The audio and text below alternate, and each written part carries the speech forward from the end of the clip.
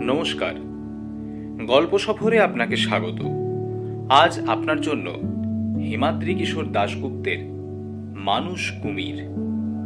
হিমাদ্রি কিশোর দাশগুপ্তের জন্ম 1973 সালে কলকাতা শহরে। বর্তমান প্রজন্মের কাছে তিনি একজন অত্যন্ত জনপ্রিয় লেখক। তিনি পশ্চিমবঙ্গ সরকারের তরফ থেকে শিশু কিশোর একাডেমি পুরস্কার পান 2016 সালে। এই গল্পটি আপনারা দুটি পর্বে শুনতে পারবেন। আজ প্রথম পর্ব। গল্পের মুখ্য চরিত্রে সন্দীপ এবং প্রফেসর সোম।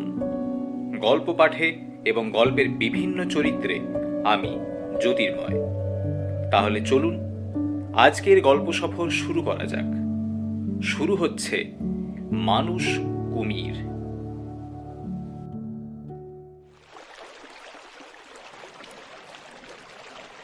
সন্দীপ যখন নেতিধোপানি থেকে রওনা হয়েছিল তখনও ভোরের কুয়াশা ভালো করে কাটেনি। আগের দিন সে রাত কাটিয়েছে ওখানকার এক বন বাংলোয়। রাতে তার ঘুম হয়নি। সারা রাত কেটেছে একটা চাপা উৎকণ্ঠার মধ্যে। তার সঙ্গে শেষ পর্যন্ত দেখা হবে তো। সূর্য এখন মাথার উপর, নদীর জলে পড়েছে তার প্রতিবিম্ব। গাং বেয়ে এগিয়ে চলেছে নৌকো।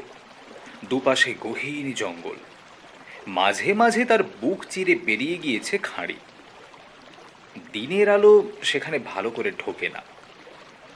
গাং বেয়ে এগিয়ে নদী যেখানে দুভাগে ভেঙেছে সেখানে পৌঁছে যে মাঝি দাঁড় বাইছিল সে অনেক দূরের একটা কালো বিন্দু দেখিয়ে বলল, ওই হলো চামটা।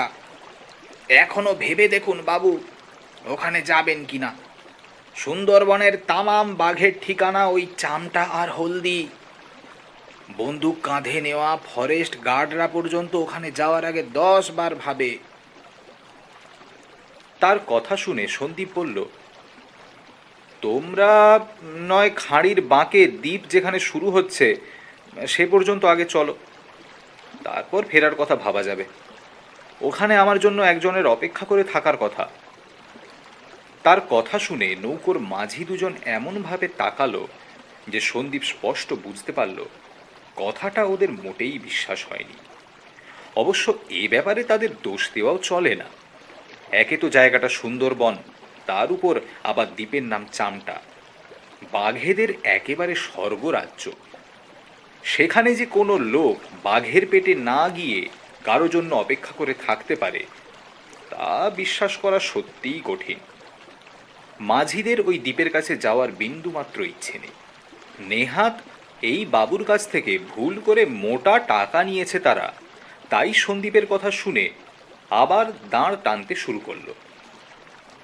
নদীর দুপাশে জেগে আছে বিস্তীর্ণ চর। তার একটু দূরে শুরু হয়েছে সুন্দরী, কেওড়া, বাইনের ঘন জঙ্গল, হেতালের ঝাড়। সন্দীপ অবশ্য কোনো গাছই চেনে না। এই জল জঙ্গলের দেশে সে প্রথম এসেছে। নৌকোয় বসে জঙ্গলের দিকে তাকিয়ে সেই কথা ভাবছিল সন্দীপ। শেষ পর্যন্ত তার সঙ্গে সন্দীপের দেখা হবে তো। তাকে সন্দীপ যতটুকু চেনে তাতে তাকে কোনোদিন ফালতু কথা বলার লোক বলে মনে হয়নি। নিছক তামাশা করার জন্য এই জল জঙ্গলের দেশে সন্দীপকে তিনি টেনে আনবেন বলে তো মনে হয় না। বিশেষত তিনি যখন ভালো করেই জানেন যে তিনি পৃথিবীর যে প্রান্তেই থাকুন না কেন তার ডাক অগ্রাহ্য করার ক্ষমতা সন্দীপের নেই। কারণ তিনি সন্দীপের অন্নদাতা, আর সন্দীপ অকৃতজ্ঞ নয়। কেন সন্দীপ আজ নৌকোয় চেপে দূরের ওই কালো বিন্দুর দিকে এগিয়ে চলেছে সে ব্যাপারটা একটু খুলে বলা ভালো। যার আমন্ত্রণে সন্দীপ এই জঙ্গলময় দেশে হাজির হয়েছে তিনি প্রফেসর নীলকান্ত সোম, যার কাছে কৃতজ্ঞতার সীমা নেই সন্দীপের। তার সঙ্গে সন্দীপের প্রথম পরিচয় বছর 10 আগে কলেজের স্পোর্টসে। সন্দীপ তখন মাত্র কয়েক মাস হলো তার গ্রাম ছেড়ে কলকাতায় এসে কলেজে ভর্তি হয়েছে। সন্দীপের ছেলেবেলাতেই ওর বাবা গত হয়েছিলেন, আর মা চলে গেলেন সে কলকাতায় চলে আসার মাস 6 আগে। ফলে গ্রামে আর পিছুটান না থাকার জন্য কলকাতা শহরে হাজির হয়েছিল সে। সেদিন কলেজে স্পোর্টস। সন্দীপ স্পোর্টসে নাম দিয়েছিল বাহবা কুড়োবার জন্য নয়। তার তখন প্রচন্ড অর্থকষ্ট চলছে, মেসের ভাড়াও বাকি পড়ে গিয়েছে। সন্দীপ বরাবরই খেলাধুলোয় ভালো। তার উদ্দেশ্য ছিল স্পোর্টসে যদি সে প্রাইজ জিততে পারে তাহলে সেগুলো বিক্রি করে কিছু টাকা জোগাড় করতে পারবে। সেদিনের স্পোর্টসে ভাগ্যলক্ষ্মী মনে হয় প্রসন্ন হয়েছিলেন সন্দীপের প্রতি। পাঁচটা ফার্স্ট প্রাইজ জিতে নেয় সন্দীপ। পুরস্কার বিতরণী অনুষ্ঠানে সেদিন প্রধান অতিথি হয়ে এসেছিলেন জীববিজ্ঞানের বিশিষ্ট অধ্যাপক নীলকান্ত সোম। পুরস্কার দেওয়া শেষ হয়ে গেলে মঞ্চ থেকে নেমে তিনি ডেকে নিয়েছিলেন সন্দীপকে। সন্দীপের ব্যক্তিগত অবস্থা জানার পর পরের দিন সকালে তিনি তাকে দেখা করতে বলেছিলেন তার নিজের বাড়িতে। তার কথা শুনে সন্দীপ পরের দিন সকালে গিয়ে হাজির হয়েছিল তার উত্তর কলকাতার বিশাল বাড়িতে। সন্দীপ সেদিন ভেবেছিল তার দুরবস্থার কথা শুনে হয়তো তাকে কিছু অর্থ সাহায্য করার জন্য ডেকে পাঠিয়েছেন প্রফেসর। কিন্তু সন্দীপ তার সামনে গিয়ে দাঁড়াবার পর তিনি অন্য প্রস্তাব দিলেন তাকে। তিনি বললেন তিনি চান সন্দীপ তার বাড়িতে থাকুক, তার বদলে তিনি সন্দীপের খাওয়া পরার দায়িত্ব নেবেন। একা মানুষ তিনি, মাঝে মাঝেই গবেষণার কাজে বাড়ি ছেড়ে বাইরে যেতে হয়। বাড়িতে তার একটা গবেষণাগার আছে, বেশ কিছু দুর্মূল্য যন্ত্রপাতি আছে সেখানে, কিছু পশু পাখিও আছে। বাড়িতে বিশ্বস্ত কেউ থাকলে তার তত্ত্বাবধানে বাড়িটাকে রেখে নিশ্চিন্তে কাজে যেতে পারেন তিনি। প্রফেসরের এই লোভনীয় প্রস্তাবে না করার মতো কোনো কারণ ছিল না সন্দীপের, বরং বলা যেতে পারে প্রফেসরের কথা শুনে সেদিন যেন হাতে চাঁদ পেয়েছিল সে। তার পরদিন থেকেই সে থাকতে শুরু করলো প্রফেসরের বাড়িতে। কাজকর্ম বলতে সেখানে প্রায় কিছুই ছিল না। বাড়ি থাকলে প্রফেসর প্রায় সারাক্ষণই সময় কাটাতেন তার গবেষণাগারে, আর সন্দীপ থাকত তার পড়াশুনো নিয়ে। শুধু মাঝে মাঝে যখন প্রফেসর দিন কয়েকের জন্য তার গবেষণার কাজে উধাও হয়ে যেতেন, তখন তার বাড়ি আর পশু পাখিগুলোকে দেখভালের দায়িত্ব পড়ত সন্দীপের ওপর। থাকতে থাকতে প্রফেসরের সঙ্গে একটা স্নেহ শ্রদ্ধার সম্পর্ক গড়ে উঠেছিল সন্দীপের। যদিও প্রফেসর কথা বলতেন খুব কম, সব সময় তিনি ডুবে থাকতেন নিজের চিন্তার জগতে। সন্দীপের কলেজের পাঠ শেষ হওয়ার পর তাকে একটা স্কুল মাস্টারির চাকরি জোগাড় করে দিয়েছিলেন প্রফেসর। সন্দীপ এখনো সেই চাকরিটাই করে, থাকে প্রফেসরের সেই বাড়িতেই। যদিও প্রায় 5 বছর হলো সে বাড়িতে আর নিজে পা রাখেননি প্রফেসর। যেদিন তিনি এই বাড়ি ছেড়ে চলে গিয়েছিলেন সেদিন সকালে তিনি নিজের ঘরে ডেকে পাঠিয়েছিলেন সন্দীপকে। একতাড়া কাগজ তিনি সন্দীপের হাতে তুলে দিয়ে বলেছিলেন, কাগজগুলো যত্ন করে রেখে দিও, এর মধ্যে বাড়ির দলিল এবং একটা উইল আছে। আজই আমার গবেষণার কাজের জন্য বাড়ি ছেড়ে অন্যত্র চলে যাচ্ছি। কাজ শেষ হতে বেশ কয়েক বছর সময় লাগবে, তারপর ফিরে আসবো আমি। কিন্তু কোনো কারণে যদি 10 বছরের মধ্যে না ফিরি, তাহলে এই বাড়ি সহ আমার যাবতীয় সম্পত্তির মালিক হবে তুমি। আমার উইলে সে কথাই লেখা আছে। সন্দীপ অবাক হয়ে প্রশ্ন করেছিল, কোথায় যাবেন আপনি? সঙ্গে আর কে যাবে? প্রফেসর বলেছিলেন, একলাই যাব, আর কোথায় যাব তা আমার গবেষণার গোপনীয়তা রক্ষার জন্য বলা সম্ভব নয়। আর একটা কথা, আমার কোনো খোঁজ করবার চেষ্টা করবে না তুমি, তাতে আমার কাজে ব্যাঘাত ঘটতে পারে। দরকার হলে আমি তোমার সঙ্গে দেখা করে নেব বা তোমাকে ডেকে পাঠাবো।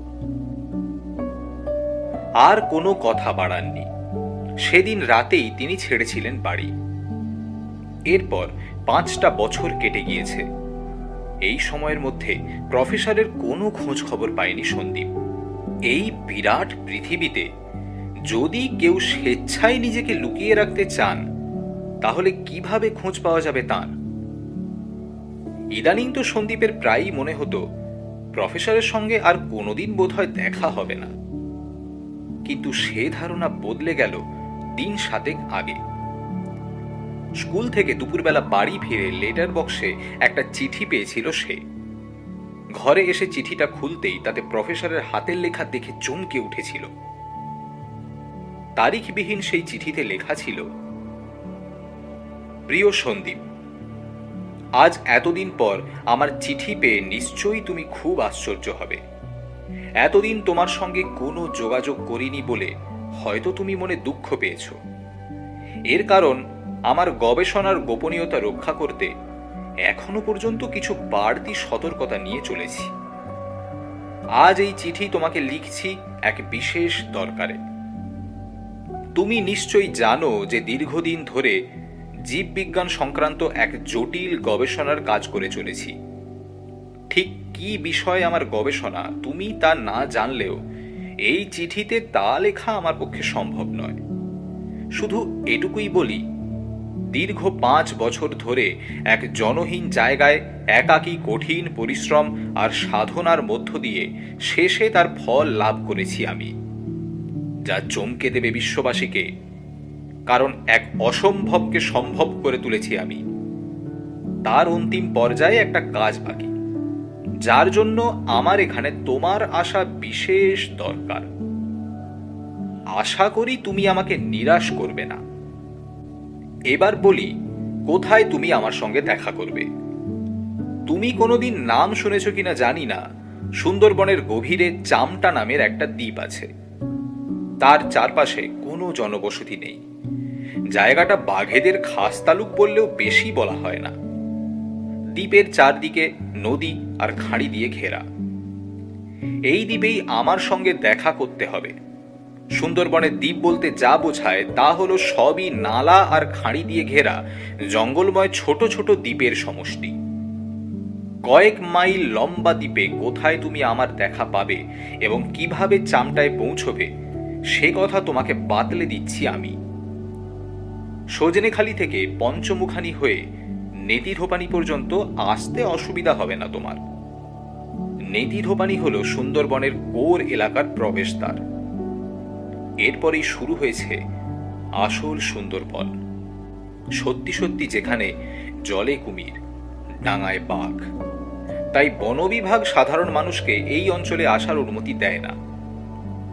নেতিধোপানি থেকে জলপথে তোমাকে এগোতে হবে পূর্ব দিকে। তারপর তুমি হাজির হবে এক ত্রিবেণী সঙ্গমে।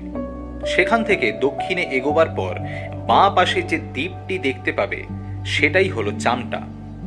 সে দ্বীপটা বাঁ দিকে রেখে কিছুটা চলার পর ডান পাশে শুরু হবে হলদি দ্বীপ।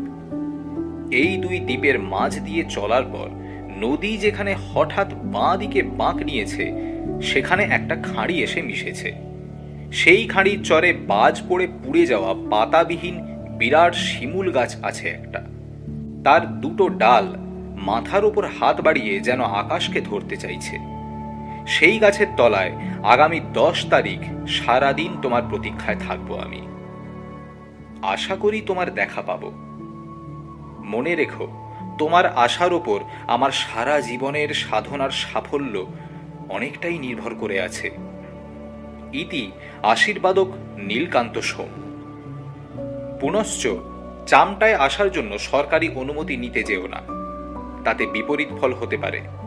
তোমাকে সরকারি নিয়ম ভাঙতে হবে ঠিকই, কিন্তু তার পেছনে রইল বিজ্ঞানকে এগিয়ে নিয়ে যাওয়ার মহৎ উদ্দেশ্য।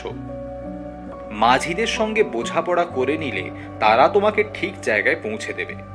আমার চিঠি বা তোমার আসার খবর কেউ যেন জানতে না পারে। চিঠি পড়া শেষ হলে এই চিঠি তুমি পুড়িয়ে ফেলবে। গোপনীয়তা রক্ষার স্বার্থে এ কাজ বিশেষ দরকার। প্রফেসরের চিঠি সন্দীপকে ছুটিয়ে নিয়ে চলেছে চামটার উদ্দেশ্যে। মাঝিদের সেখানে যেতে রাজি করাতে বেশ কাঠখড় পোড়াতে হয়েছে সন্দীপকে। একে তো সেখানে যাওয়ার সরকারি অনুমতি নেই, ধরা পড়লে জেল জরিমানা হয়তো আছেই, তবে সবচেয়ে বড় ভয় হলো বাঘের। সন্দীপকে বেশ মোটা অঙ্কের টাকার বিনিময়ে রফা করতে হয়েছে মাঝিদের সঙ্গে। তবে তারা জানিয়ে দিয়েছে যে খাঁড়ির ভেতরে নৌকো নিয়ে যাবে না তারা, আর বনের মাটিতে নামার তো কোনো প্রশ্নই নেই। তারা আরও বলেছে কোনো অবস্থাতেই 1 ঘন্টার বেশি সেখানে অপেক্ষা করবে না। এক সময় ওই কালো বিন্দু কাছে এগিয়ে এলো। নদীর বাঁ দিকে শুরু হলো চামটার ঘন জঙ্গল। আস্তে আস্তে কমে এলো মাঝিদের নিজেদের মধ্যেও কথাবার্তা। আরও কিছুটা এগোবার পর ডান দিকে শুরু হলো হলদির জঙ্গল। মাঝিদের আগেই পথ বুঝিয়ে দিয়েছে সন্দীপ। ঠিক পথেই এগোচ্ছে তারা। যত তারা এগোচ্ছে সন্দীপের উত্তেজনা ততই বেড়ে চলেছে। প্রফেসরের সঙ্গে তার দেখা ঠিক হবে তো? হলদির জঙ্গল শুরু হতেই একদম কথা বন্ধ করে দিল তারা। নদী ক্রমশ সংকীর্ণ হয়ে আসছে। দুপাশের ঘন জঙ্গলের ওপর সতর্ক দৃষ্টি রেখে শুধু ছপ ছপ শব্দে দাঁড় বাইতে লাগলো দুজন। বেলা 1:30 নাগাদ নৌকো এসে পৌঁছলো বাঁকের মুখে। সন্দীপের চোখে পড়ল সেই খাঁড়ি আর প্রফেসরের চিঠিতে লেখা সেই শিমুল গাছ। খাঁড়ির একটু ভেতর দিকে নির্জন চরে একলা দাঁড়িয়ে আছে গাছটা। সত্যি যেন সে হাতের মতো দুটো ডাল দুপাশে মাথার ওপর তুলে আকাশকে ধরতে চাইছে। কিন্তু গাছের তলায় কেউ দাঁড়িয়ে নেই। শুধু গাছের একটা ডালে বসে আছে পাটকিলে রঙের বিরাট একটা চিল জাতীয় পাখি। প্রফেসরকে না দেখতে পেলেও গাছটাকে দেখতে পেয়ে সন্দীপের মনে আশা নিরাশার দোলাটা খানিকটা কেটে গেল। তার মনে হলো সবই যখন মিলে গেল তখন নিশ্চয়ই প্রফেসর কাছে কোথাও আছেন। মাঝিরা তাদের কথা মতো নৌকো খাঁড়িতে নিয়ে গেল না। খাঁড়ির মুখে নৌকো নোঙর করল। তাদের একজন একটা লম্বা ধারালো দা খোলের ভেতর থেকে টেনে বের করে হাতের কাছে রাখল। সন্দীপ বুঝতে পারল সেটা বাঘের জন্য, তার জন্য নয়। দুপাশে ঘন জঙ্গল, দিনের আলো সেখানে পৌঁছয় না। চারিদিকে কেমন যেন একটা গা ছমছমে পরিবেশ, যে কোনো মুহূর্তে বিপদ ঘটতে পারে। একজন মাঝি চাপা গলায় সন্দীপকে বলল, জায়গা মোটেই ভালো নয় বাবু, এখানে বড় কুমির আছে। ওই দেখুন, খাঁড়ির চরের কাদা মাটিতে তার বুক ঘষ্টে জলে নেমে যাওয়ার লম্বা লম্বা দাগ দেখা যাচ্ছে। সন্দীপ তার কথার কোনো উত্তর দিল না। একবার শুধু দাগগুলো দেখে নিয়ে তারপরেই তাকিয়ে থাকলো শিমুল গাছটার দিকে। তার হাতের ঘড়ির কাঁটা ঘুরতে শুরু করলো। সময় আস্তে আস্তে গড়িয়ে যেতে লাগলো, কিন্তু প্রফেসরের দেখা পাওয়া যাচ্ছে না। মাঝি দুজনের চোখ মুখ দেখে সন্দীপ বুঝতে পারল ক্রমশই অধৈর্য হয়ে উঠছে তারা। প্রফেসর কি তাহলে দিনটার কথা ভুলে গেলেন? আবার আশঙ্কা দানা বাঁধতে শুরু করলো সন্দীপের মনে। প্রায় 1 ঘন্টা সময় কেটে যাওয়ার পর একজন মাঝি সন্দীপকে বলল, এখানে কোনো মানুষ থাকতে পারে না বাবু, নিশ্চয়ই আপনাকে কেউ ঠকিয়েছে। আর এখানে দাঁড়ানো যাবে না, এবার ফিরতে হবে। এই বলে সে নৌকার নোঙর তোলার জন্য হাত বাড়ালো। ঠিক তখনই শিমুল গাছের ডাল থেকে ডানা ঝটপট করে আকাশের দিকে উড়ে গেল পাখিটা। আর তারপরই পিছনের জঙ্গল থেকে বেরিয়ে শিমুল গাছের তলায় এসে দাঁড়ালো একজন লোক। লোকটি বেশ লম্বা, পরনে খাকি পোশাক। কয়েক মুহূর্তের মধ্যেই সন্দীপ চিনতে পারল তাকে। হ্যাঁ, তিনিই প্রফেসর সোম। তিনি একবার দূর থেকে হাত নাড়ালেন সন্দীপের উদ্দেশ্যে। সন্দীপও হাত নাড়াল। এরপর তিনি শিমুল গাছের ঝোপের ভেতর থেকে একটা ছোট ডিঙি বের করে জলে নামলেন। তারপর নৌকো নিয়ে খাঁড়ির জল কেটে এগিয়ে আসতে লাগলেন সন্দীপের দিকে। মাঝি দুজন বিস্ময়ে হতবাক হয়ে গিয়েছে তাকে দেখতে পেয়ে। সন্দীপের কাছেই যে মাঝিটি বসেছিল সে দুবার বলে উঠল, রাম রাম। সন্দীপ বুঝতে পারল প্রফেসর সোমকে দেখে ঠিক মানুষ বলে বিশ্বাস হচ্ছে না তার।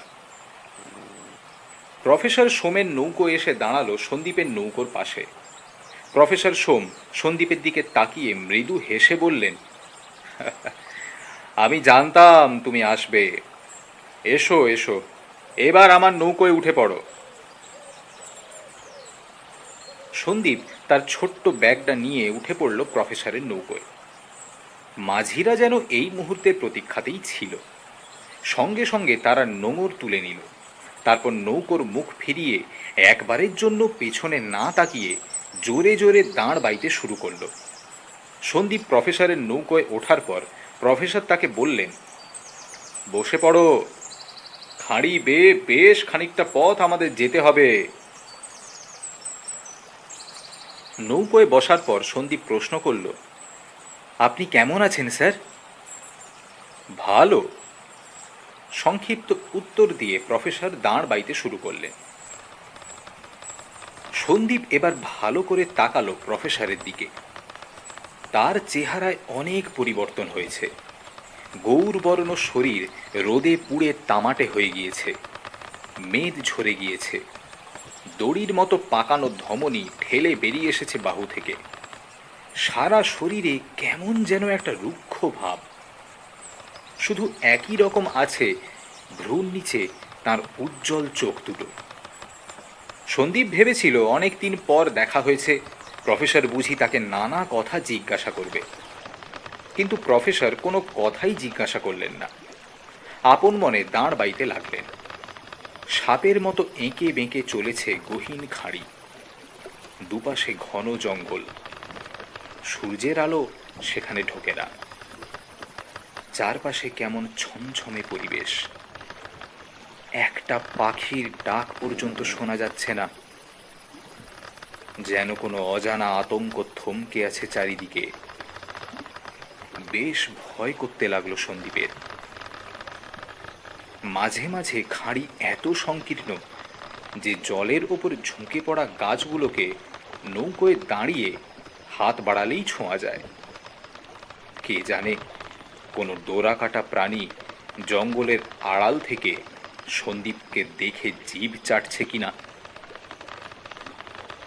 আধ ঘন্টা মতো নিঝুম খাঁড়ি বেয়ে চলার পর একটা বাঁকের মুখে যেখানে অন্য একটা খাঁড়ি এসে মিশেছে, সেখানে এসে খাঁড়ি চরে নৌকো ভেড়ালেন প্রফেসর। তারপর লাফ দিয়ে মাটিতে নেমে সন্দীপের দিকে হাত বাড়িয়ে বললেন, নেমে পড়ো, আমরা এসে গিয়েছি। সন্দীপ তার হাতটা ধরল। তারপর ব্যাগ নিয়ে লাফিয়ে নামলো কাদামাটিতে। সন্দীপের মনে হলো প্রফেসরের হাতটা যেন বরফের মতো ঠান্ডা। তার গা থেকে একটা তীব্র আষ্টে গন্ধও পেল সন্দীপ। মনে হলো তিনি অনেক দিন স্নান করেননি। সন্দীপ নিচে নামার পর প্রফেসর নৌকাটাকে টেনে চরে তুলে একটা ঝোপের আড়ালে নিয়ে গেলেন। তারপর সন্দীপকে বললেন, সাবধানে হাঁটো, কাদামাটি খুব পিছল। এই বলে তিনি হাঁটতে শুরু করলেন বনের দিকে। কাদায় বসে যাচ্ছে সন্দীপের পা। অতি কষ্টে সে প্রফেসরের পেছন পেছন হাঁটতে শুরু করল। জঙ্গলের ভেতরে ঢোকার ঠিক মুখটায় হঠাৎ থমকে দাঁড়িয়ে পড়লেন প্রফেসর। তারপর জামার তলা থেকে একটা লম্বা রিভলভার টেনে বের করলেন। সন্দীপ খুব আশ্চর্য হয়ে গেল প্রফেসরের হাতের জিনিসটা দেখে। প্রফেসর এরপর সন্দীপকে বললেন, কোনো কথা বলো না, এখানে জলের চেয়ে ডাঙায় ভয় বেশি। এই বলে তিনি রিভলভারটা বাগিয়ে সুঁড়ি পথ ধরে জঙ্গলে ঢুকলেন। সন্দীপ অনুসরণ করল তাকে। দুপাশে নিবিড় জঙ্গল। দিনের বেলাতেও ঝিঁঝি পোকার ডাক শোনা যাচ্ছে। দুপাশে সতর্ক দৃষ্টি রেখে চলেছেন তিনি, আর তার পেছন পেছন সন্দীপ। অন্য কোনো শব্দ কানে গেলেই থমকে দাঁড়িয়ে পড়ছেন তিনি। কান খাড়া করে শব্দের উৎস বোঝার চেষ্টা করছেন, তারপর আবার এগোচ্ছেন। মিনিট 20 এভাবে চলার পর একসময় সন্দীপের চোখের সামনে ফুটে উঠল জঙ্গলের মাঝখানে একটা ফাঁকা জায়গা। আর সেই জমির ঠিক মাঝখানেই মাটি থেকে বেশ কিছুটা ওপরে শাল কাঠের খুঁটির ওপর দাঁড়িয়ে আছে একটা পুরনো ধরনের বাংলো বাড়ি। বাড়ির ঠিক পাশের ফাঁকা জমি উঁচু লোহার জাল দিয়ে ঘেরা, আর বাড়ির পেছনে কিছুটা ফাঁকা জমির পর রয়েছে একটা খাঁড়ি। জালের কাছে এসে একটা দরজা মতো জায়গা দিয়ে জালের ভেতরে সন্দীপকে নিয়ে ঢুকলেন প্রফেসর। তারপর তিনি সন্দীপকে বাড়িটা দেখিয়ে বললেন, এই হলো আমার থাকার জায়গা। সন্দীপ প্রফেসরকে জিজ্ঞাসা করলেন, এত গভীর জঙ্গলে বাড়িটা কে তৈরি করেছিলেন? বাড়িটার দিকে হাঁটতে হাঁটতে প্রফেসর বললেন, ব্রিটিশ আমলে একবার হ্যামিল্টন সাহেব সুন্দরবন অঞ্চলে এসেছিলেন জমি জরিপের কাজে। সেই সময় সুন্দরবনের বেশ কয়েকটা জঙ্গলে এরকম বাড়ি তৈরি করা হয়েছিল। স্বাধীনতার পর বেশ কয়েকবার বন দপ্তর তাদের কাজে বাড়িটা ব্যবহারের চেষ্টা করেছিল। বিভিন্ন সময় কিছু লোকজনকেও এখানে থাকার জন্য পাঠিয়েছিল তারা, কিন্তু বাঘের জ্বালায় কেউই বেশি দিন এখানে টিকতে পারেনি। তাদের অর্ধেক বাঘের পেটেই যায়। শেষ পর্যন্ত পরিত্যক্ত হয়ে পড়ে থাকে বাড়িটা।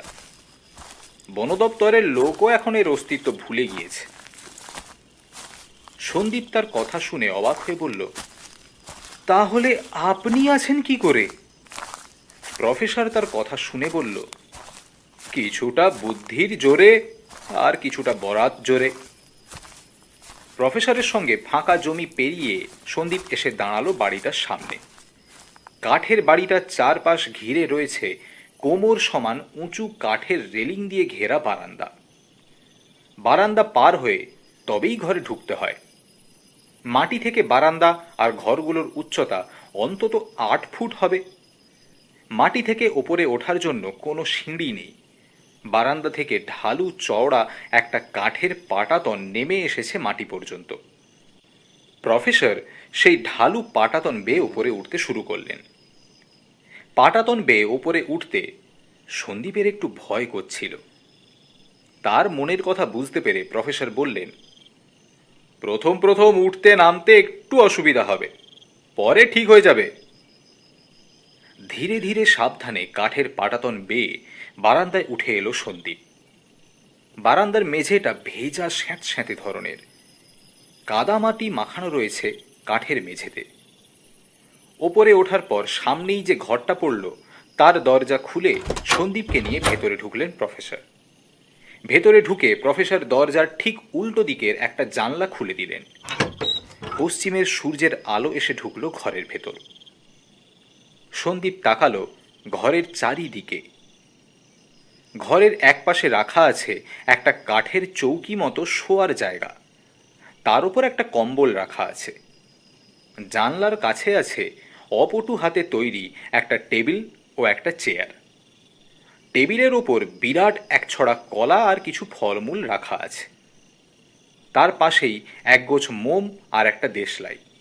একটা জলের কুঁজো টেবিলের নিচে চোখে পড়ল সন্দীপের। প্রফেসর সন্দীপকে বললেন, এ ঘরেই থাকতে হবে তোমাকে, এটা এ বাড়ির সবচেয়ে ভালো ঘর। সন্দীপ প্রফেসরকে জিজ্ঞাসা করল, আপনার ঘর কোনটা?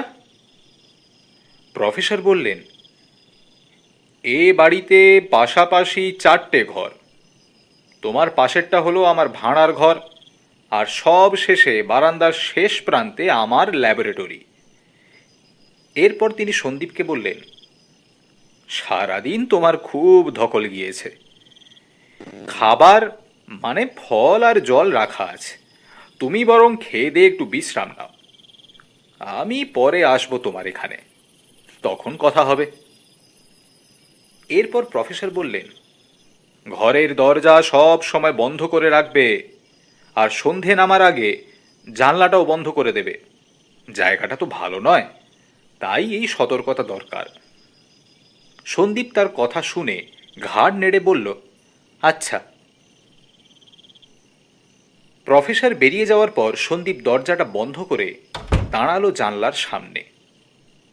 জানলার ওপাশে রেলিং ঘেরা বারান্দা, তারপর নিচের কিছুটা ফাঁকা জমি খাঁড়ির পারে গিয়ে শেষ হয়েছে। ওপারে শুরু হয়েছে ঘন জঙ্গল। পড়ন্ত সূর্যের আলো এসে পড়েছে জঙ্গলের মাথায়। বাতাসে গাছের পাতা মৃদু নড়ছে। বেশ কিছুক্ষণ জানলার ধারে দাঁড়িয়ে রইল সন্দীপ।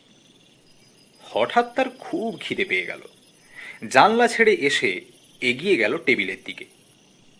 কিছুক্ষণ পর ফল আর জল খেয়ে জানলা বন্ধ করে চৌকিতে এসে শুয়ে পড়ল। শুয়ে শুয়ে সে ভাবতে লাগলো, প্রফেসর এমন কি গবেষণা করছেন যার জন্য তাকে এই পাণ্ডব বর্জিত জায়গায় থাকতে হচ্ছে। ভাবতে ভাবতে তার চোখে ঘুম নেমে এলো। বাইরে জঙ্গলের বুকে তখন রাত নেমে এসেছে। প্রফেসরের ডাকে ঘুম ভেঙে সন্দীপ যখন অন্ধকার ঘরে চৌকি ছেড়ে উঠে দাঁড়ালো, তখন ঘড়িতে রাত 8টা বাজে। দরজা খুলতেই ঘরে ঢুকলেন প্রফেসর। তারপর টেবিলের কাছে গিয়ে একটা মোম জ্বালিয়ে টেবিলের ওপর রেখে চেয়ারটা টেনে নিয়ে বসলেন। সন্দীপ বসল চৌকিতে। কয়েক মুহূর্ত সন্দীপের দিকে তাকিয়ে থাকার পর প্রফেসর বললেন, তুমি যে এখানে আসছো সে খবরটা কালকেই পেয়ে গিয়েছিলাম আমি। সন্দীপ অবাক হয়ে প্রশ্ন করল, কিভাবে পেলেন? প্রফেসর বললেন, কাল তোমাকে আমি চোরাগাজী খালের ওখানে লঞ্চে দেখেছি। জায়গাটার নাম গতকালই লঞ্চের মাঝিদের কাছে শুনেছে সন্দীপ। গতকাল লঞ্চে যখন সে নেতিধোপানি থেকে আসছিল, তখন নদীর চরে এক জায়গায় বড় একটা কুমিরকে রোদ পোহাতে দেখেছিল। মাঝিদের কাছে জায়গাটার নাম জানতে চাওয়ায় তারা বলেছিল জায়গাটার নাম চোরাগাজী খাল। সন্দীপ প্রফেসরের কথা শুনে বলল, দেখলেন যখন তখন ডাকলেন না কেন? তাহলে আপনার সাথেই চলে আসতাম। প্রফেসর মৃদু হেসে বললেন, ডাকিনি, কারণ তা সম্ভব ছিল না বলে। এরপর প্রফেসর চলে গেলেন অন্য প্রসঙ্গে। সন্দীপকে বললেন, দেখো সন্দীপ, আমার গবেষণা প্রায় শেষ পর্যায়ে এসে পৌঁছেছে। চূড়ান্ত সাফল্য পাওয়ার জন্য একটা শেষ পরীক্ষা বাকি আছে আমার। সে পর্যায়ের কাজের জন্য তোমার সাহায্য আমার দরকার। তবে কি সাহায্য লাগবে তা আমি সময় মতো বলবো। তবে এটুকু শুধু বলি, যথাসম্ভব দ্রুত কাজ শেষ করার চেষ্টা করেছি। গবেষণার জন্য বিশেষ একটা জিনিস জোগাড় করা শুধু বাকি আছে। তা জোগাড় করতে পারলেই দ্রুত কাজ শেষ করব। আর তার জন্য হয়তো কয়েকটা দিন তোমাকে এখানে কাটাতে হবে। আশা করি এ ব্যাপারে তুমি সাহায্য করবে। তার কথা শুনে সন্দীপ বলল, আপনি আমার জন্য কত করেছেন, আপনাকে সাহায্য করতে পারলে আমি নিজেকে ধন্য মনে করব। তার কথা শুনে প্রফেসর হেসে বললেন, না না, ধন্য মনে করার কিছুই নেই। মানুষই তো মানুষকে সাহায্য করে।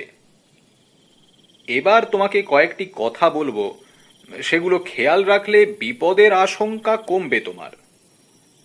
প্রথমত, সন্ধে নামার পর থেকে ভোর না হওয়া পর্যন্ত দরজা জানলা বন্ধ করে রাখবে। কোনো অবস্থাতেই রাতে ঘরের বাইরে বেরোবে না। দ্বিতীয়ত, কখনো একটানা বারান্দার নিচের জমিতে বেশিক্ষণ থাকবে না। ভোরবেলা আর সন্ধে নামার আগে সতর্ক থাকবে, ওই সময় বাঘেরা জল খেতে আসে। তৃতীয়ত, খাঁড়ির পাড়ে বা ওদিকের জমিতে কখনো বেড়াতে যাবে না। জাল নেই বলে ওদিকটা খুবই বিপজ্জনক। এই কথাগুলো বলার পর প্রফেসর বললেন, একদিন আমাকে কাজের জন্য বেশি সময় গবেষণাগারে কাটাতে হবে। তোমাকে একলা এখানে রেখে বাইরেও যেতে হতে পারে। তোমাকে হয়তো আমি খুব বেশি সঙ্গ দিতে পারবো না। ব্যাপারটা একটু মানিয়ে নিও তুমি। এরপর প্রফেসর সন্দীপের কাছ থেকে কলকাতার সম্বন্ধে কিছু মামুলি খোঁজ খবর নিয়ে বেরিয়ে গেলেন। প্রফেসর চলে যাওয়ার কিছুক্ষণের মধ্যে পোশাক পাল্টে কম্বল বুড়ি দিয়ে শুয়ে পড়ল সন্দীপ। সারাদিনের ক্লান্তিতে তার চোখে ঘুম নেমে এলো। মাঝরাতে একবার ঘুম ভেঙে গেল সন্দীপের। বাইরে মনে হলো মেঘ ডাকছে। তবে কি বৃষ্টি নামবে? আবার পাশ ফিরে শুয়ে পড়ল সন্দীপ। সন্দীপের যখন ঘুম ভাঙল তখন 7টা বেজে গিয়েছে। ঘরের ছাদের ওপর একটা গোল ফোঁকর আছে, সেখান থেকে দিনের আলো এসে পড়েছে তার বিছানার পাশে। এখানে আজ তার প্রথম সকাল। চৌকি থেকে নিচে নেমে দরজা খুলে বাইরে বেরিয়ে বারান্দায় এসে দাঁড়ালো সন্দীপ। সুন্দর সকাল। ভোরের আলো ছড়িয়ে পড়েছে সামনের ফাঁকা জমিতে। কিছু দূরে লোহার জালের ওপাশে জঙ্গলের ভেতর থেকে ভেসে আসছে পাখির ডাক। সন্দীপ চারপাশে তাকিয়েও প্রফেসরকে দেখতে পেল না। ঘরে ফিরে জানলাটা খুলে দিল। এবার সে দেখতে পেল প্রফেসরকে। বারান্দা থেকে একটু দূরে ফাঁকা জমিতে দাঁড়িয়ে মাটির দিকে তাকিয়ে কি যেন দেখছেন। তাকে দেখতে পেয়ে সন্দীপ ঘর ছেড়ে বেরিয়ে বারান্দার ওপাশে গিয়ে দাঁড়ালো। প্রফেসর তাকালেন বারান্দার দিকে। সন্দীপকে দেখতে পেয়ে তিনি দূর থেকে চিৎকার করে বললেন, গুড মর্নিং সন্দীপ, রাতে ভালো ঘুম হয়েছে তো? সন্দীপ বলল, হ্যাঁ। তারপর সে বলল, আমি ওখানে যাব স্যার। প্রফেসর সম্মতিসূচক ঘাড় নাড়লেন তার কথা শুনে। সন্দীপ বারান্দার এপাশে ফিরে এসে সাবধানে কাঠের পাটাতন বেয়ে প্রথমে নিচে নামল। তারপর হাঁটতে হাঁটতে গিয়ে দাঁড়ালো খাঁড়ির দিকের জমিতে প্রফেসরের কাছে। জমিতে কোনো ঘাস নেই, মাটি যেন কেমন ভেজা ভেজা। তা দেখে সন্দীপ প্রফেসরের কাছে গিয়ে বলল, কাল রাতে কি বৃষ্টি হয়েছিল? রাতে যেন মেঘের ডাক শুনেছিলাম। তার কথা শুনে প্রফেসর বললেন, কই না তো, কাল সারা রাত তো আমি গবেষণাগারেই জেগেই কাটিয়েছি। পর মুহূর্তেই প্রফেসর বললেন, ও বুঝতে পেরেছি, তুমি যেটা মেঘের ডাক বলে ভেবেছ তা আসলে বাঘের গর্জন। সন্দীপ অবাক হয়ে বলল, বাঘের গর্জন? প্রফেসর উত্তর দিলেন, হ্যাঁ। এই বলে তিনি আঙুল দেখালেন সামনের মাটির দিকে। সন্দীপ দেখল কাদা মাটিতে আঁকা হয়ে গিয়েছে বাঘের পায়ের ছাপ। সেগুলো এগিয়ে গিয়েছে খাঁড়ির দিকে। ছাপগুলো দেখতে দেখতে সন্দীপ জিজ্ঞাসা করল, বাঘটা কত বড়? প্রফেসর বললেন, সুন্দরবনের বাঘ সাধারণত 10 থেকে 12 ফুটের মতো হয়। আমার অনুমান এটা 9 থেকে 10 ফুটের মতো হবে। তবে এটা বাঘ নয়, বাঘিনী। ভালো করে মাটিটা দেখো। সন্দীপ ভালো করে তাকিয়ে দেখতে পেল বড় ছাপগুলোর পাশে অস্পষ্ট ছোট ছোট কয়েকটি ছাপ আঁকা আছে। সঙ্গে বাচ্চা আছে তার। প্রফেসর এবার বললেন, বাচ্চাটার পায়ের ছাপটা না থাকলেও ও বাঘ না বাঘিনী আমি বুঝতে পারতাম। সন্দীপ জিজ্ঞাসা করল, কিভাবে? অভিজ্ঞতা থেকে।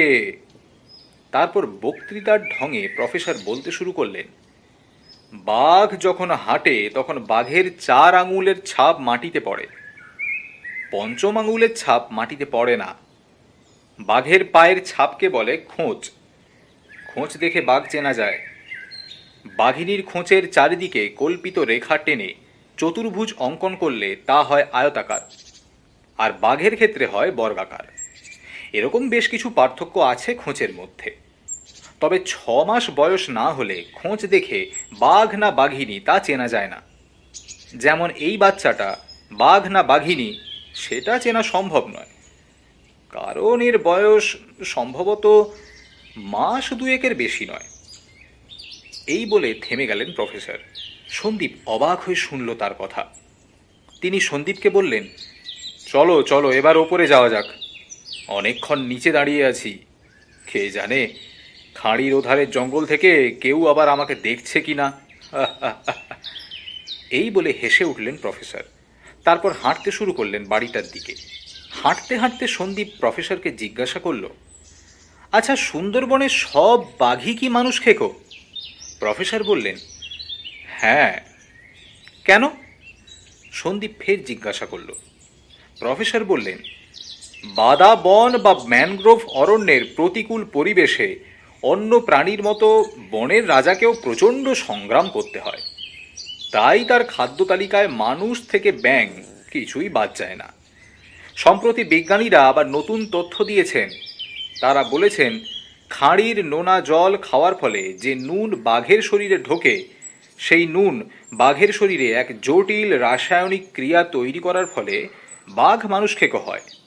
তারা আরও দেখিয়েছেন যে মে জুন মাসে নদীতে নুনের পরিমাণ বেশি হয়, তাই এই সময় বাঘ আক্রমণ করে বেশি। কথা বলতে বলতে প্রফেসর সন্দীপকে নিয়ে বারান্দায় উঠে এলেন। তারপর তার ঘরের দরজার সামনে দাঁড়িয়ে পড়লেন। আমি এখন আমার গবেষণাগারে গিয়ে একটু ঢুকবো। বিকেলের আগে আর তোমার সঙ্গে দেখা হবে না, তোমাকে একলাই কাটাতে হবে। সন্দীপ বলল, আচ্ছা। প্রফেসর এবার বারান্দার ওপাশে চলে গেলেন, সম্ভবত তার ল্যাবরেটরিতে যাওয়ার জন্য।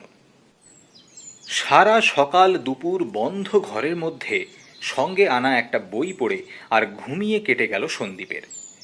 মাঝে একবার দুপুরবেলা খাওয়ার জন্য বিছানা ছেড়ে উঠেছিল, তখন জানলা দিয়ে দেখেছিল দুটো বিরাট চিতল হরিণ জল খেতে এসেছে খাঁড়িতে। জল খাওয়ার পর আবার তারা চলে গেল জঙ্গলে। প্রফেসরেরও আর কোনো সাড়া শব্দ পায়নি সন্দীপ। নিশ্চয়ই তিনি গবেষণাগারে ব্যস্ত রয়েছেন। বিকেলবেলা ঘর ছেড়ে বাইরে বের হলো সন্দীপ। গতকাল এই সময় এখানে এসে হাজির হয়েছিল। একটা দিন কেটে গেল, সারাটা দিন বন্ধ ঘরের মধ্যেই কেটেছে। সে ভাবল নিচে নেমে একটু হেঁটে আসা যাক। এই ভেবে সে ধীরে ধীরে নিচে নেমে হাঁটতে শুরু করলো জালে ঘেরা জমিটার দক্ষিণ দিকে। কিছু দূর এগোবার পর সে বুঝতে পারল ওদিকে একটা ছোট পুকুর মতো আছে। হাঁটতে হাঁটতে সে গিয়ে হাজির হলো সেখানে। দেখল পুকুরের পাড়ে খেলে বেড়াচ্ছে বেশ কয়েকটা তারখেল বা সর্দার গোসাপ। এই প্রাণীগুলোর সঙ্গে আগেই পরিচয় ছিল সন্দীপের। প্রফেসরের কলকাতার গবেষণাগারে খাঁচায় বেশ কয়েকটা এই প্রাণী ছিল। তিনি বাড়ি ছাড়ার আগে কী কারণে যেন মারা যায় প্রাণীগুলো। এদের বৈজ্ঞানিক নামটাও মনে পড়ে গেল তার, ভেরেনাস সালভেটর। এই নামটা অবশ্য প্রফেসরের মুখ থেকেই শুনেছিল সে। আরও শুনেছিল এই প্রাণী নাকি সুন্দরবনের সব জায়গায় দেখতে পাওয়া যায়। তাহলে কি এদের নিয়ে গবেষণা করার জন্যই তিনি সুন্দরবনে এসেছেন? মনে মনে ভাবল সন্দীপ। প্রাণীগুলো সন্দীপকে দেখে একবার ঘাড় উঁচু করল, তারপর আবার নিজেদের মনে খেলে বেড়াতে লাগলো। কাছেই মাটিতে একটা কাঠের গুঁড়ি পড়ে আছে। সন্দীপ গিয়ে বসল তার ওপর, তারপর তারখেলগুলো খেলা দেখতে লাগলো। পুকুরের ওপাশে জালের ওপারে জঙ্গলের ভেতর থেকে কি যেন একটা পাখি কিটকিট শব্দ করে মাঝে মাঝে ডাকছে। আর কয়েক ঘন্টা পরেই সন্ধে নামবে, নিস্তব্ধ হয়ে যাবে অরণ্য, সাপদরা বের হবে শিকার ধরার জন্য। সন্দীপ বসে বসে ভাবতে লাগলো এই জনমানবহীন ভয়ঙ্কর পরিবেশে কি করে এতদিন কাটাচ্ছেন প্রফেসর। এ তো আর সুন্দরবনে বেড়াতে এসে লঞ্চে বসে দূর থেকে নদীর চরে হরিণ দেখা বা কুমির দেখা নয়, এ হলো আসল সুন্দরবন। দিনে রাতে যখন তখন বাঘ বেড়াতে আসে এখানে। সত্যি প্রফেসরের অসীম সাহস। মিনিট 20 বসার পর সন্দীপ ভাবল এবার ফেরা উচিত। প্রফেসর তাকে এক নাগাড়ে বেশিক্ষণ নিচে থাকতে বারণ করেছেন। সন্দীপ উঠে দাঁড়াতে যাবে, ঠিক এই সময় তারখেলগুলো হঠাৎ ঘাড় উঁচু করে কি যেন দেখল, আর তারপরই যে যেখানে ছিল ছুটে গিয়ে ঝাঁপিয়ে পড়ল পুকুরের জলে। সঙ্গে সঙ্গে সন্দীপ টের পেল একটা আষ্টে গন্ধ। সন্দীপ পেছন ফিরে দেখল কখন যেন নিঃশব্দে তার পেছনে এসে দাঁড়িয়েছেন প্রফেসর সোম। সন্দীপ উঠে দাঁড়ালো তাকে দেখে। প্রফেসরের দৃষ্টি পুকুরটার দিকে। সেদিকে তাকিয়ে তিনি বললেন, এই প্রাণীগুলো হয়তো একদিন পৃথিবী বিখ্যাত হয়ে যাবে। সন্দীপ প্রফেসরের কথা শুনে কিছুই বুঝতে পারল না। বলল, কেন? তিনি তার দিকে তাকিয়ে বললেন, সময় হলে জানতে পারবে। এরপর আর তারখেলের প্রসঙ্গে কোনো কথা বললেন না তিনি। সন্দীপকে বললেন, আজ বন্ধ ঘরে একা একা সময় কাটাতে নিশ্চয়ই খুব কষ্ট হয়েছে। কাল তোমায় আমি এক জায়গায় নিয়ে যাব। সন্দীপ জিজ্ঞেস করল, কোথায় যাব আমরা? প্রফেসর বললেন, আমরা যাব গোয়াসাবা দ্বীপের কাছে। সন্দীপ বলল, গোসাবা? সে তো সজনেখালি আসার পথে। প্রফেসর তার কথা শুধরে দিয়ে বললেন, না, গোসাবা নয়, গোয়াসাবা। গোয়াসাবা দ্বীপ হল হলদির একদম দক্ষিণ প্রান্তে বঙ্গোপসাগরের গায়ে। ভঙ্গদুয়ানি আর গোসাবা নদী মিলেছে দ্বীপটার কাছে। তুমি হয়তো মায়াদ্বীপের নাম শুনেছ। ভঙ্গদুয়ানি ধরে দক্ষিণে এগোলেই মায়াদ্বীপে পৌঁছানো যায়। সন্দীপ প্রফেসরের কথা শুনে জিজ্ঞেস করলেন, ওখানে আপনি কি করতে যাবেন? প্রফেসর সোম উত্তর দিলেন, গেলেই দেখতে পাবে। তারপর বললেন, এবার ফিরে চলো, একটু পরেই সন্ধ্যা নামতে শুরু করবে, সময়টা ভালো নয়। দুজনেই এবার ফিরতে শুরু করলো বাড়িটার দিকে। বারান্দায় ওঠার পর সন্দীপ আবার ঘরে গিয়ে দরজা বন্ধ করল, আর প্রফেসর চলে গেলেন তার নিজের কাজে। ঘরের ভেতরে আলো কমে এসেছিল, তাই ঘরে ঢোকার পর একটা মোমবাতি জ্বালিয়ে সঙ্গে নিয়ে আসা বইটা চৌকিতে বসে পড়তে শুরু করলো সন্দীপ। বইটা ইংরেজি রহস্য রোমাঞ্চ উপন্যাসের সংকলন। সন্দীপ পড়তে শুরু করলো স্যার আর্থার কোনান ডয়েলের লেখা দ্য লস্ট ওয়ার্ল্ড। জীববিজ্ঞানের এক অধ্যাপক সভ্য জগৎ থেকে অনেক দূরে এক পার্বত্য বনাঞ্চলের সন্ধান পেয়েছিলেন, লক্ষ কোটি বছর আগের এক হারানো পৃথিবীর, যেখানে ঘুরে বেড়ায় ভয়ঙ্কর প্রাগৈতিহাসিক প্রাণীরা। সেখানকার অভিযানের কাহিনী নিয়েই এই রোমাঞ্চকর উপন্যাস। সন্দীপ পড়তে পড়তে গল্পটার মধ্যে এতটাই ডুবে গেল যে বাইরে কখন অন্ধকার নামলো সে বুঝতেই পারল না। রাত 8টা নাগাদ তার পড়া শেষ হলো। বাতিটাও জ্বলে নিভু নিভু হয়ে এসেছে। হঠাৎ সে খেয়াল করল জানলাটা বন্ধ করা হয়নি। প্রফেসর তাকে সন্ধ্যের পর জানলা দরজা বন্ধ করে রাখতে বলেছেন।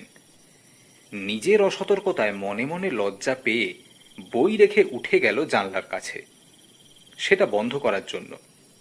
জানলা বন্ধ করার আগে বাইরের দিকে তাকালো সন্দীপ। কদিন পরেই মনে হয় পূর্ণিমা। বেশ বড় চাঁদ আকাশে।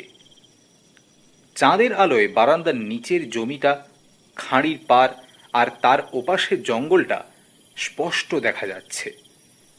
নাম না জানা বনফুলের গন্ধ ভেসে আসছে জঙ্গলের দিক থেকে। হঠাৎ সন্দীপের চোখ পড়ল বারান্দার নিচের জমিতে একটা লম্বা গাছের গুঁড়ি পড়ে আছে। ওটা তো এর আগে এখানে দেখেনি। সন্দীপ ভালো করে তাকালো সেদিকে। ঠিক তখনই যেন নড়ে চড়ে উঠল গুঁড়িটা। সন্দীপ এবার বুঝতে পারল সেটা আসলে গাছের গুঁড়ি নয়, বড় একটা কুমির।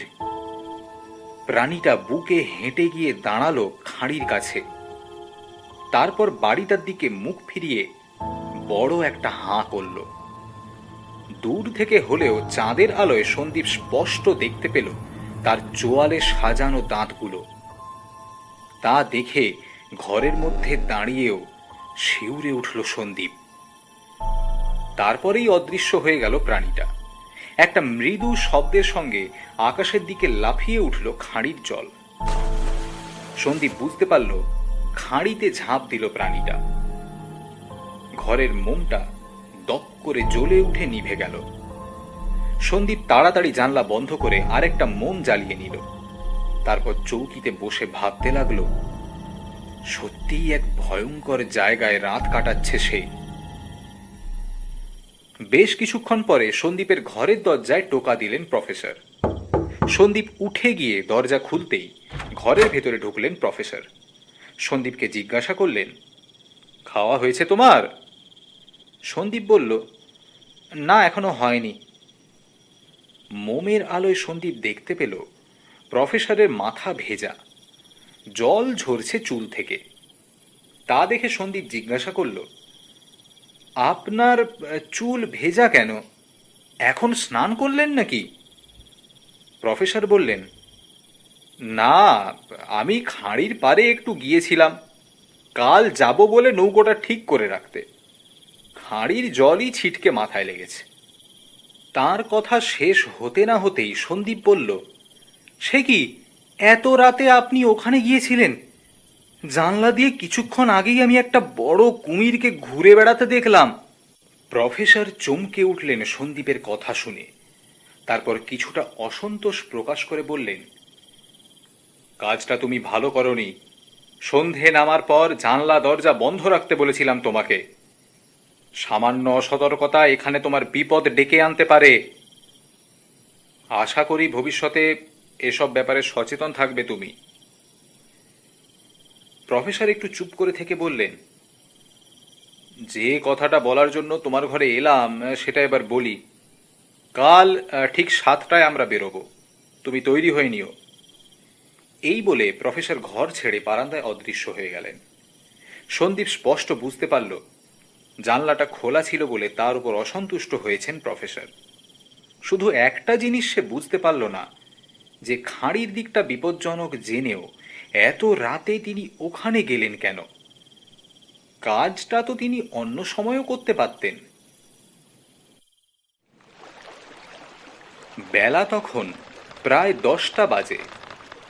জল কেটে এগিয়ে চলেছিল প্রফেসরের নৌকো। আজ ঠিক সকাল 7টাতেই বেরিয়ে পড়েছে তারা। প্রফেসর সঙ্গে করে মুখ বাঁধা একটা বড় চটের বস্তা এনেছেন। তার ভেতরে কি আছে তা অবশ্য সন্দীপ জানে না। প্রফেসরের মন মেজাজ মনে হয় আজ ভালো। দাঁড় বাইতে বাইতে মাঝে মাঝে গুনগুন করে গান গাইছেন। নিজেই সন্দীপকে এটা ওটা বুঝিয়ে দিচ্ছেন। ঘণ্টা তিনেক বড় গাং বেয়ে চলার পর নৌকো ঢুকলো খাঁড়ির ভেতর। তার দুপাশে সুন্দরী গাছের জঙ্গল। সুন্দরীর পাতাগুলো ছোট ছোট, অনেকটা লবঙ্গ পাতার মতো দেখতে। তার ওপরটা মসৃণ আর নিচের অংশটা ধূসর রঙের। দাঁড় বাইতে বাইতে প্রফেসর বললেন, এক সময় বনের সব জায়গায় সুন্দরী গাছ দেখা যেত। এখন শুধু বনের দক্ষিণ দিকেই বেশি দেখা যায়। খাঁড়ি বেয়ে চলতে চলতে হঠাৎ একটা অদ্ভুত জিনিস চোখে পড়ল সন্দীপের। খাঁড়ির নির্জন চরে একটা নৌকোর বৈঠা পোঁতা আছে। তার ফলার দিকটা আকাশের দিকে মুখ করা। তার মাথার দিকে রং চটে যাওয়া একটা কাপড়ের ফালি পতাকার মতো উড়ছে। সন্দীপ বলল, ওটা কি? প্রফেসর বললেন, ওর মানে হলো এখানে কোনো মানুষকে বাঘে নিয়ে গিয়েছিল। যখন কোনো মাঝিকে বাঘ নিয়ে যায় তখন অন্য মাঝিরা সেই নৌকোর বৈঠা চরে পুঁতে দিয়ে কাপড়ের পুঁটলিতে কিছু চাল বেঁধে দেয় তার সঙ্গে। তার কথা শুনে সন্দীপ বলল, কেন?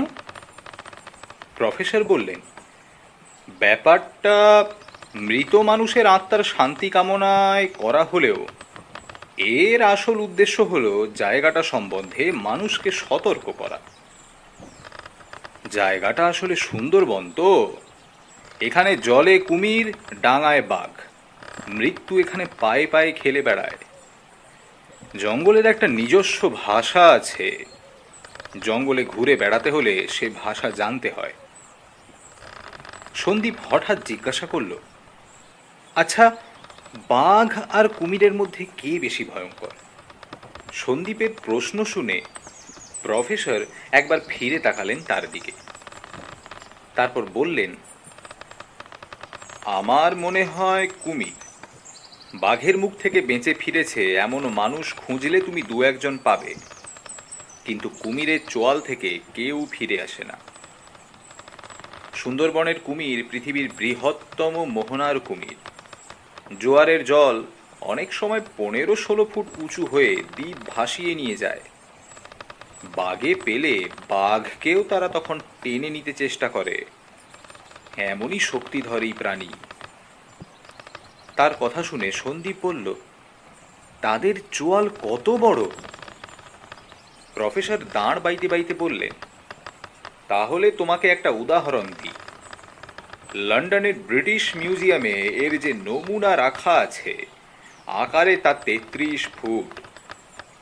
20-22 ফুটের কুমির তো হামেশাই চোখে পড়ে সুন্দরবনে। এদের বৈজ্ঞানিক নাম হলো ক্রোকোডাইলাস পেরোসাস। কথা বলতে বলতে প্রফেসরের নৌকো এসে থামল একটা বড় গাঙে। প্রফেসর সন্দীপকে বললেন, আর বেশিক্ষণ নয়, আমরা প্রায় এসে গিয়েছি। বড় নদী, ডান দিকের চর ঘেঁষে এগোচ্ছেন প্রফেসর। হঠাৎ তিনি সন্দীপকে বললেন, ওই দেখো। এই বলে তিনি নৌকাটিকে দ্রুত চরে ভিড়িয়ে দিলেন। সন্দীপ দেখতে পেল একটু দূরে কাদার চরে গোল পাথরের মতো কি যেন পড়ে আছে। প্রফেসর নৌকো থেকে লাফিয়ে কাদা মাটিতে নামলেন। তারপর জিনিসটা তুলে নিয়ে আবার নৌকোর কাছে ফিরে এলেন। সন্দীপ দেখতে পেল সেটা একটা কচ্ছপ, তবে তার পাগুলো অনেকটা ডানার মতো। প্রফেসর সেটা নিয়ে নৌকোয় উঠতে উঠতে বললেন, এর নাম হলো অলিভ রিডলে টার্টল, দুষ্প্রাপ্য প্রজাতির সামুদ্রিক কচ্ছপ। সুদূর প্রশান্ত মহাসাগর থেকে মোহনায় ডিম পাড়তে আসে। সন্দীপ বলল, কি করবেন এটা নিয়ে? প্রফেসর বললেন, ওর ফ্লিপার দুটো ভেঙে গিয়েছে, ও আর সমুদ্রে ফিরে যেতে পারবে না। এটা দিয়ে বরং রাতের উদরপূর্তি করা যাবে। এই বলে আবার দাঁতটা জলে ফেলবার জন্য তুলে নিলেন প্রফেসর। কিছুক্ষণের মধ্যেই আবার বড় গাং ছেড়ে খাঁড়িতে এলেন প্রফেসর। তারপর এমন এক জায়গায় এসে তারা হাজির হলেন যেখানে কোনাকুনিভাবে দুটো খাঁড়ি এসে পরস্পরের সঙ্গে মিশেছে। ওপাশে কেওড়া আর বাইনের ঘন জঙ্গল। প্রফেসর সেখানে এসে চরে নৌকো ভেড়ালেন না। খাঁড়ির মাঝখানে নৌকো থেকে ছোট্ট নোঙরটা জলে ফেললেন। তারপর কিসের জন্য যেন নৌকায় বসে প্রতীক্ষা করতে লাগলেন। সময় কাটতে লাগলো। সন্দীপ দেখতে পেল জোয়ারের জল আস্তে আস্তে বাড়ছে। চরের মধ্যে জেগে থাকা শুলোগুলো আস্তে আস্তে ডুবে যাচ্ছে জলের তলায়। প্রফেসরের কপালেও যেন ভাঁজ পড়তে শুরু করেছে। ওভাবে প্রায় 1 ঘন্টা সময় কেটে যাওয়ার পর তিনি একসময় স্বগতোক্তি করলেন, ওরা মনে হয় আজ আসবে না, এবার ফিরতে হবে, নইলে সন্ধ্যের আগে আর পৌঁছানো যাবে না। এই বলে প্রফেসর হাত বাড়াতে লাগলেন নোঙরের শিকলটার দিকে। ঠিক সেই মুহূর্তেই একটা কিসের যেন শব্দ শুনতে পেল সন্দীপ। শব্দটা শুনতে পেলেন প্রফেসরও। সন্দীপ দেখল প্রফেসরের মুখে ফুটে উঠল একটা মৃদু হাসি। শিকলটা আর তুললেন না তিনি। শব্দটা ক্রমেই কাছে এগিয়ে আসছে। একসময় সন্দীপ দেখতে পেল মোটর লাগানো একটা দ্রুতগামী নৌকো উল্টো দিকের খাঁড়ি থেকে বেরিয়ে আসছে। জনাচারেক লোক রয়েছে তার মধ্যে। ওরা কারা? নৌকোটাকে দেখে অবাক হয়ে গেল সন্দীপ। নৌকোটা এসে দাঁড়িয়ে পড়ল সন্দীপের নৌকোর ঠিক পাশে। 3 জন যুবক আর একজন মাঝবয়সী লোক রয়েছে তাদের। প্রত্যেকেরই পরনে লুঙ্গি আর গেঞ্জি। পাশে এসে দাঁড়াবার পর মাঝবয়সী লোকটা উঠে দাঁড়িয়ে প্রফেসরের উদ্দেশ্যে বলল, সালাম কর্তা। প্রফেসরও উঠে দাঁড়ালেন। তারপর বললেন, আমি তো ভাবলাম তুমি আর এলেই না, এখনই ফিরে যাচ্ছিলাম। তার কথা শুনে লোকটা বলল, কি করুম কর্তা, 2 দেশের জল পুলিশের চোখে ধুলো দিয়া আইতে হয়। আজ আবার নৌকোর খোলে বাঘ মারা বন্দুক, ধরা পড়লেই 10টা বছর জেল। অনেক ঘুইরা ঘুইরা আইতে হলো। তারপর লোকটি বলল, আপনি বরং একটা দল গড়ুন কর্তা, আমরা তাতে যোগ দিমু। তার কথা শুনে ধমকে উঠলেন প্রফেসর, বাজে কথা রাখো, এখন আমার জিনিসটা দাও আর তোমাদেরটা নাও। লোকটি এবার নৌকোর খোল থেকে বের করে আনলো একটা রাইফেল আর একটা ছোট লম্বাটে বাক্স। প্রফেসরের হাতে সেগুলো তুলে দিতে দিতে বললেন, সাইলেন্সার আর গুলি বাক্সর মধ্যেই আছে। আমাদের তো এই জিনিস কাম লাগে না, এমনি বোমা গুলিতেই কাজ চলে যায়। প্রফেসর তার কথার কোনো উত্তর না দিয়ে জিনিসগুলো নিয়ে নৌকোর খোলের মধ্যে রাখলেন। তারপর চটের বস্তাটা তুলে নিয়ে লোকটির দিকে এগিয়ে দিলেন। লোকটি বস্তাটা তুলে নিয়ে তার নৌকোর খোলের মধ্যে রেখে বলল, তাহলে এখন আসি কর্তা। সামনের 5 তারিখ ফের আসুন। প্রফেসর উত্তর দিলেন, আচ্ছা। তাদের নৌকোর মোটরটা চালুই ছিল। নৌকোর মুখটা ঘুরিয়ে নিয়ে দ্রুত আবার ফিরে চলল তারা। প্রফেসরও এরপর নোঙর তুলে নিয়ে দাঁড় ফেললেন জলে। পুরো ঘটনাটা অবাক হয়ে দেখল সন্দীপ। প্রফেসর ফেরার জন্য দাঁড় বাইতে শুরু করতেই সন্দীপ জিজ্ঞাসা করল, ওরা কারা? প্রফেসর একটু চুপ করে থেকে বললেন, ওরা জলদস্যু। সন্দীপ শুনেছে যে সুন্দরবন অঞ্চলে জলদস্যুরা মাছ ধরার ট্রলার ছিনতাই করে নিরীহ ধীবরদের ধরে নিয়ে গিয়ে মুক্তিপণ আদায় করে। খবরের কাগজে ছাপা হয় এসব খবর। তাই প্রফেসরের কথা শুনে সে বলল, ওরা তো ভয়ঙ্কর লোক, মানুষ খুনও করে। ওদের সঙ্গে আপনার কি সম্পর্ক? প্রফেসর দাঁড় বাইতে বাইতে বললেন, বাইরের পৃথিবীর সঙ্গে আমার যোগাযোগের ওরাই একমাত্র মাধ্যম। অন্য দেশ থেকে আসে ওরা, ওদের জিনিসপত্র আমার কাছে লুকিয়ে রেখে যায়, পরিবর্তে আমারও কিছু কাজ করে দেয়। তোমার ওই চিঠিটা ওদের মাধ্যমেই পাঠিয়েছিলাম। সন্দীপ বলল, কিন্তু এসব কাজ তো আইনের চোখে অপরাধ। প্রফেসর বললেন, তা আমি জানি, কিন্তু ব্যক্তিগত সুখ স্বাচ্ছন্দ্য ভোগ বিলাসের জন্য আমি এসব করছি না। আমি যা করছি তার পেছনে বিজ্ঞান সাধনার মহৎ উদ্দেশ্য আছে। প্রফেসরের বক্তব্য ঠিক গ্রহণযোগ্য মনে হলো না সন্দীপের। সে বলল, বন্দুক আর সাইলেন্সার নিয়ে আপনি কি করবেন? নৌকো চালাতে চালাতে প্রফেসর বললেন, কাল সকালে যে বাঘের বাচ্চার পায়ের ছাপ দেখেছিলে, তাকে আমার অন্তিম গবেষণার জন্য বিশেষ দরকার। কিন্তু বাঘিনী বেঁচে থাকতে সেটা সম্ভব নয়। আমাকে মারতে হবে ওকে। বন্দুকের শব্দ যাতে অন্য কারোর কানে না যায় তার জন্য সাইলেন্সারটা আমার দরকার। এরপর চুপ করে গেলেন প্রফেসর। সন্দীপও আর কোনো কথা বলল না। নৌকোয় বসে বনের দিকে তাকিয়ে চলতে চলতে সে শুধু ভাবতে লাগলো, প্রফেসর কি এমন গবেষণা করছেন যার জন্য এত আইন ভাঙছেন তিনি? সন্দীপের আশ্চর্য হওয়া বোধহয় আরো বাকি ছিল। ফেরার সময় আরো অবিশ্বাস্য ঘটনা সন্দীপ দেখল। প্রফেসরের ডেরা আর তখন ঘণ্টাখানেকের পথ। বেলা পড়ে এসেছে। একটা নির্জন চরে হঠাৎ তারা দেখতে পেল একটা ফুট দুয়েক লম্বা কুমিরের বাচ্চাকে ধরার চেষ্টা করছে একটা শেয়াল। বাচ্চাটাকে খাঁড়ির জলে নামতেও দিচ্ছে না, শুধু তার পথ আগলে দাঁড়াচ্ছে আর তার গায়ে কামড় বসাবার চেষ্টা করছে। ঘটনাটা দেখা মাত্রই একটা অদ্ভুত কাণ্ড করলেন প্রফেসর। নৌকো চরে ভিড়িয়ে বৈঠা নিয়ে লাফিয়ে নিচে নেমে তাড়া করলেন শেয়ালটাকে। শেয়ালটা মনে হয় ভাবেনি যে এই নির্জন চরে কেউ তার কাজে ব্যাঘাত ঘটাতে পারে। তাই সে একবার থমকে তাকালো প্রফেসরের দিকে। তারপর তিনি কাছে পৌঁছতেই সে দৌড় লাগালো চরের পাশে জঙ্গলের ভেতর। কুমিরের বাচ্চাটা কিন্তু পালালো না। প্রফেসর বাচ্চাটিকে মাটি থেকে তুলে নিলেন। তারপর ফিরে আসতে লাগলেন নৌকোর দিকে। সন্দীপ ভাবল, এটাকেও তিনি সঙ্গে করে নিয়ে যাবেন নাকি? প্রফেসর এসে দাঁড়ালেন নৌকোর কাছে। ড্যাব ড্যাবে চোখ নিয়ে তাকিয়ে আছে প্রফেসরের হাতে ধরা প্রাণীটি।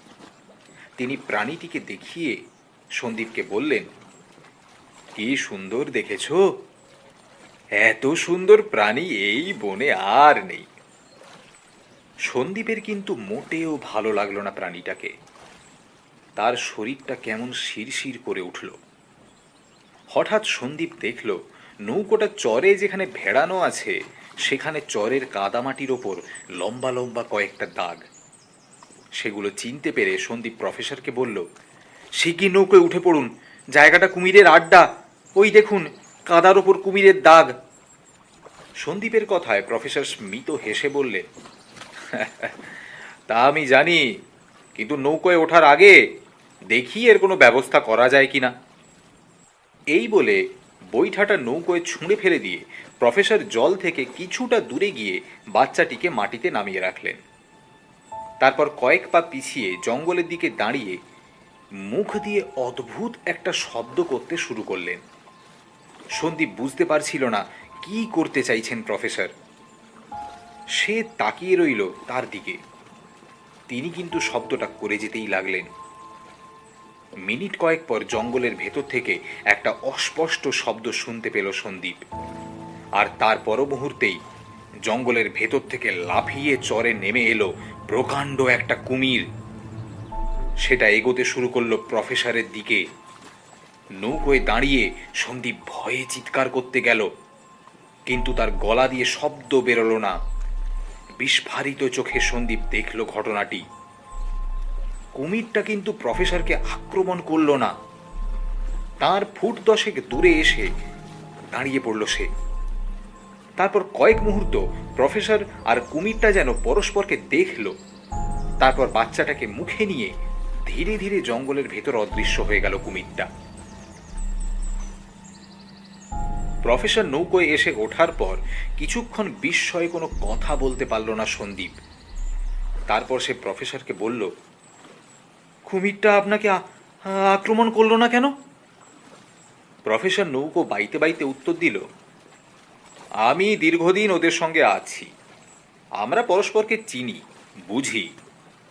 সন্দীপ বলল, তার মানে? তার এই কথার কোনো উত্তর দিলেন না প্রফেসর। বাকি পথটা তিনি চুপচাপই রইলেন। সন্দীপ যখন প্রফেসরের ডেরায় এসে পৌঁছল, তখন অন্ধকার নেমে আসছে জঙ্গলে। ফিরে এসে নিজের ঘরে শুয়ে পড়েছিল সন্দীপ। রাত 8টা নাগাদ প্রফেসর এলেন সন্দীপের ঘরে। তার হাতে একটা পাত্র। ঘরে ঢুকে তিনি বললেন, কচ্ছপের মাংসটা তোমার জন্য আগুনে ঝলসে আনলাম। আমার এখানে তো আর রান্নার ব্যবস্থা নেই, খেয়ে দেখো কেমন লাগে। এরপর তিনি পাত্রটা টেবিলে নামিয়ে রেখে সন্দীপকে বললেন, কাল আর পরশু এই 2 দিন আমি থাকবো না, সেই বাঘের বাচ্চাটার সন্ধানে যাব। এই 2 দিন কিন্তু একাই কাটাতে হবে তোমাকে।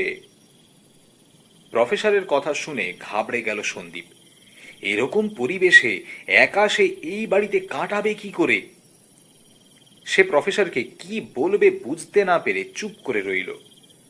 প্রফেসর বোধহয় বুঝতে পারলেন তার মনের কথা, তাই তিনি বললেন, তোমার বিশেষ ভয়ের কিছু নেই, শুধু আমার কথাগুলো মনে রাখবে, একটু সতর্ক থাকবে, তাহলেই হবে।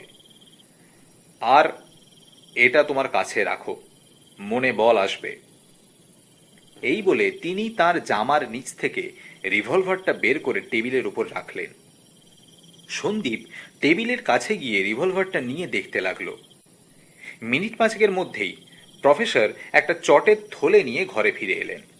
সেটাকে ঘরের মেঝে নামিয়ে রেখে তিনি বললেন, এর মধ্যে একটা ছোট হাঁড়ি আর কিছু চাল ডাল আছে, আমি বারান্দায় কাঠ রেখে যাব, ইচ্ছে হলে ফুটিয়ে খেতে পারো।